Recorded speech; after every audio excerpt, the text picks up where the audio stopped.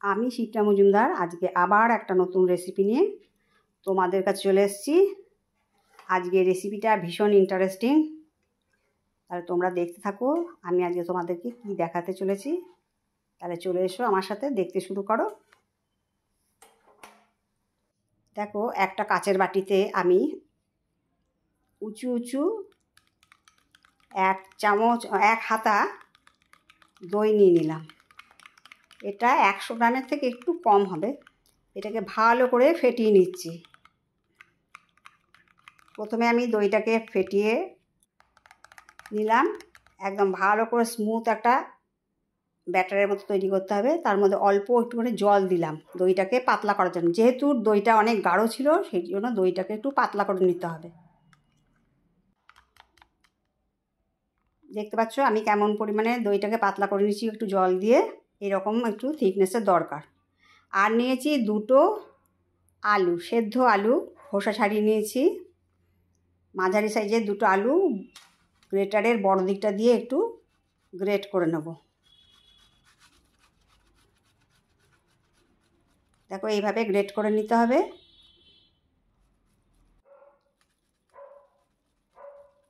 আমার 2টো আলু প্রায় গ্রেট করা হয়ে গেল।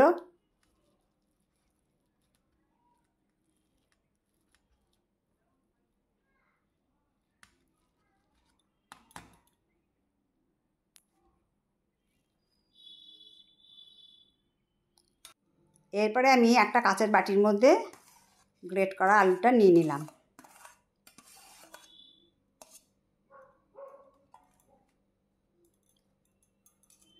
আর নেব কিছুটা কাঁচা লঙ্কা কুচোনো আর একটুখানি চিলি ফ্লেক্স,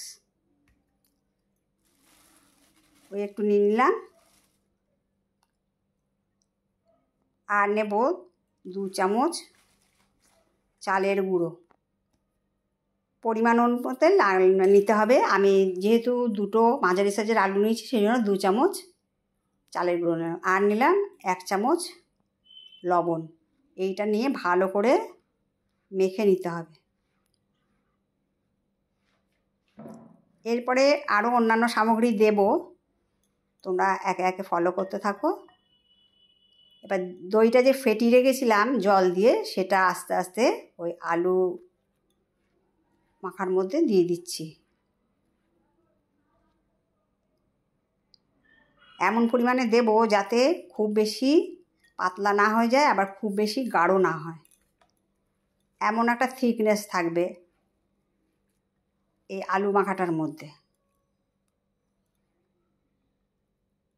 আমার সম্পূর্ণ দইটাই লেগে গেল।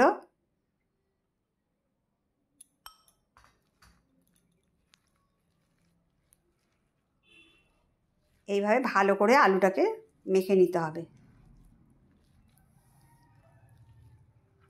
ভীষণ সুন্দর একটা খুব সহজ নিরামিষ রেসিপি তোমাদেরকে আজকে আমি করে দেখাবো। তাহলে আলুর থিকনেসটা তোমরা বুঝতে পারছো কীরকম।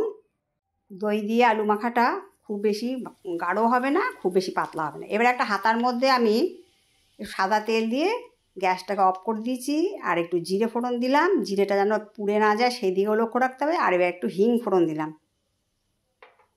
এইটা আমি এখন ভালো করে দেখো সুন্দর করে কালারটা কীরকম হয়েছে, একদম অ্যাপ্রোপ্রিয়েট কালার হয়েছে। এবার আমি এটাকে ওই আলু আর দই মাখার মধ্যে দিয়ে দিলাম। এবার এটাকে দিয়ে ভালো করে মেখে নেবো। এইটা দেওয়ার জন্যে ভীষণ মচমচে একটা ভাব হবে আর ভীষণ টেস্ট হবে। অল্প একটুখানি খাবার সোডা দিলাম, 1 চুটকি খাবার সোডা দিয়ে দিলাম। এই জন্যে ভীষণ সুন্দর টেস্ট হবে। এই জিরে ভাজা, তারপরে হিং, শুকনো লঙ্কার ফ্লেক্স, চিলি ফ্লেক্স, তারপরে কাঁচা লঙ্কা, এইসবের জন্য ভীষণ সুন্দর একটা গন্ধ আসবে। যেহেতু নিরামিষ একটা রেসিপি, তাহলে দেখে নাও থিকনেসটা কেমন হয়েছে। খুব বেশি মোটাও হবে না, খুব বেশি পাতলাও হবে না। এবার দেখো আমি একটা একটা করে তেলের মধ্যে ছেড়ে দিচ্ছি।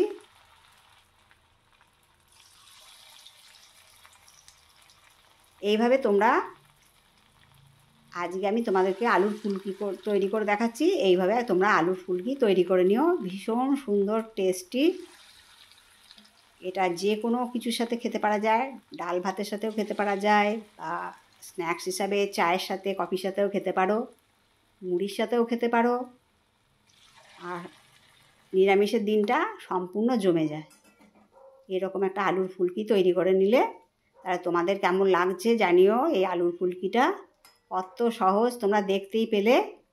আর তেলটা যেন মিডিয়াম গরম করবে, খুব বেশি গরম করবে না, আবার খুব পাতলা মানে খুব হালকা গরম করবে না। হালকা গরম করলে কি হবে, বড়াগুলো সব ফেটে গিয়ে তেলগুলো সব ভেতরে ঢুকে পড়বে। মিডিয়াম আঁচটা দিয়ে রাখবে, তাহলে এরকম সুন্দর ক্রাঞ্চি মুচমুচে আলুর ফুলকি ভেজে নিতে পারবে। দেখো আমি কিছুটা আলুর ফুলকি ভেজে তুলে তোমাদেরকে দেখালাম। এবার আরও কিছু আলুর ফুলকি দিয়ে দিচ্ছি এর মধ্যে। সর্ষের তেল দিয়ে ভাজতে যাবে না, এটা সাদা তেল দিয়ে ভাজাটাই বেটার হবে।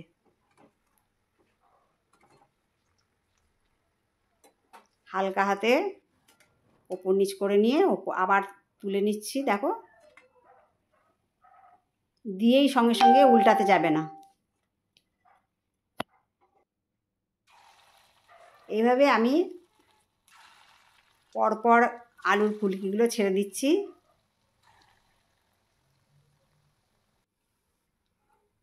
যদি তোমাদের মনে হয় আলুর মাখাটা একটু পাতলা হয়ে গেছে, তার মধ্যে একটু চালের গুঁড়ো অ্যাড করে দিও, তাহলে ঠিক হয়ে যাবে। এবার লাস্ট ব্যাচটাও ভেজে নিচ্ছি। দেখো,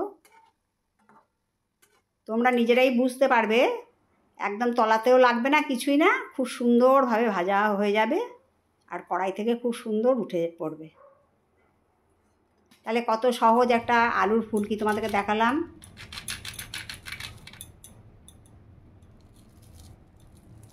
আওয়াজটা শুনতে পেলে কত সুন্দর, আর ভেতরটা দেখো কত সুন্দর নরম সফট, ওপর থেকে ক্রাঞ্চি।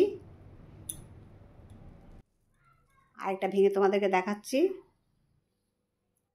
আশা করি তোমাদের পছন্দ হবে। তাহলে আমার কাছের দূরের বন্ধুরা, তোমার আমার প্রাণ ভরা ভালোবাসা নিও। আজকে রেসিপিটা কেমন লাগলো জানিও। তাহলে আজ এই পর্যন্ত রাখি, কেমন? টাটা।